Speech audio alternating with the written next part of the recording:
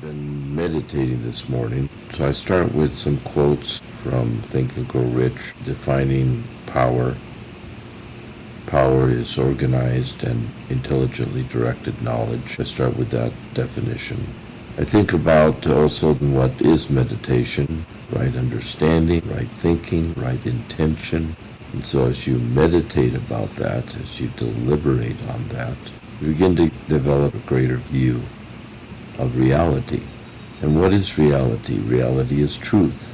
When you look at the big picture of reality, we're talking about what is true. If you take the microcosm of that view, it's really how does truth apply to human affairs, human behavior, these things you may deliberate about. The truth, but it is also what is true, depends upon the greater truth, the greater universal truth. So the relative truth is relatable truth, and how you relate truth to yourself and to others. So let's meditate about truth. What is truth? Soren Kierkegaard said, truth is subjective.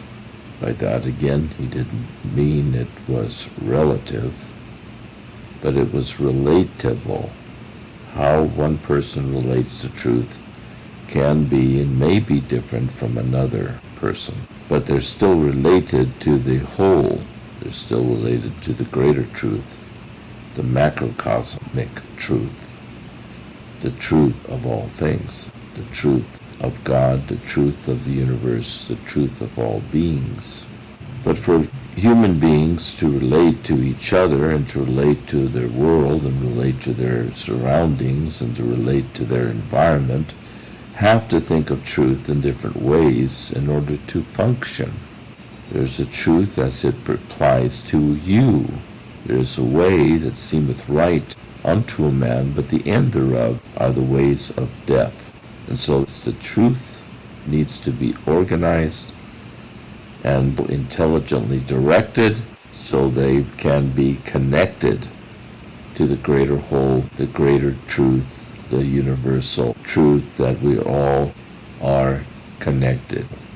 To realize that truth requires meditation. It requires different degrees of meditation. There are different degrees of meditation. You can meditate or deliberate about anything.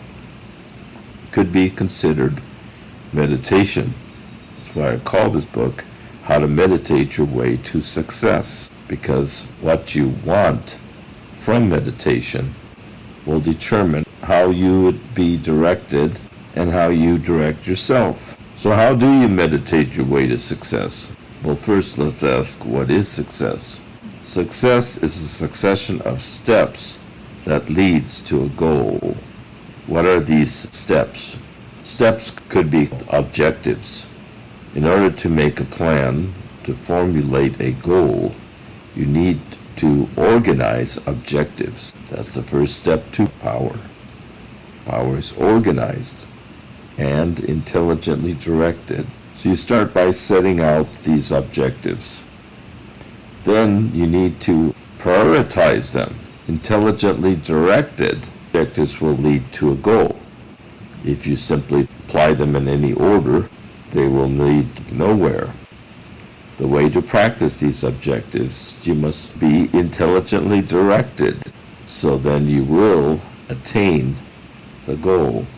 You will realize it. To realize means to make real. As a man exists, so is he. There's a saying of Descartes, as a man thinketh, so is he. But this thinking is more like existing. Properly translated, it's not as a man thinks, it's as he is, intelligently directed to make real his goals. When you think about goals, goals themselves elude you. They're like mirages in the desert. The closer you try to approach them, the further they appear. And that's why you can't just deliberate about goals. you can deliberate about a succession of steps that leads to a goal. And so you need objectives. You must be intelligently directed to attain a goal.